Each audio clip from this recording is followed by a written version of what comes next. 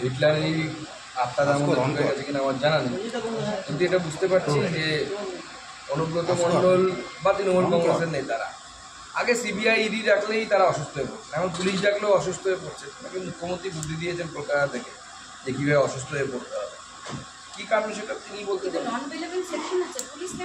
না। আমি তো সেটাই বলছি, পুলিশ অনুব্রত মণ্ডলকে দেখে ভয় পায়, তৃণমূল কংগ্রেসের নেতা থেকে দেখে ভয় পায়, সেই জন্য এদেরকে ধরার ক্ষমতা নেই। সে অনুব্রত মণ্ডল ফোনে যেটা বলেছে সেটা যদি পুলিশের বাড়ির পরিবারের মহিলাদের সাথে করেও তারপরেও ধরতে পারবে কিনা আমার সন্দেহ আছে। এদের সঙ্গে তিনি পাশাপাশি অনুব্রত মণ্ডলের মতো পুলিশকে নিয়ে সরব হলেন। তিনি বললেন যে বিরোধী দলের ভূমিকায় থাকলে আমি দেখিয়ে দিতাম, আমি শাসক দলে রয়েছি বলে আমার হাত পা বাঁধা।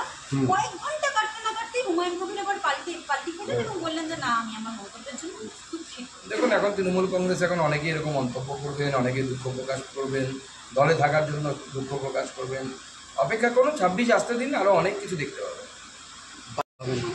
দেখুন, পশ্চিমবঙ্গের যে অবস্থা, এখানে ধর্মীয় তোষণ, এবং আমি পরিষ্কার বলছি মোল্লা তোষণ করতে করতে এমন জায়গায় পৌঁছে গেছে, এটা তৃণমূল কংগ্রেসের সরকার নাকি জামাতের সরকার সেটা বোঝা যাচ্ছে।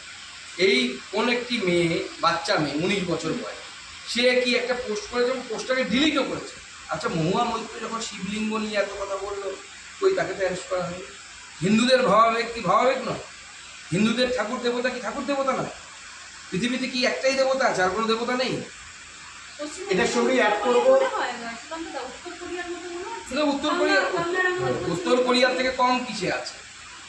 পুনের একটা মেয়ে পোস্ট করেছে, এফআইআর করা হলো, তাকে অ্যারেস্ট করে নিয়ে চলে আসা হলো। আর যে ভদ্র মহিলা, ভদ্র বলা উচিত কিনা আমি জানি না, আমার উচিত ভদ্র বলতে, সংস্কৃতিতে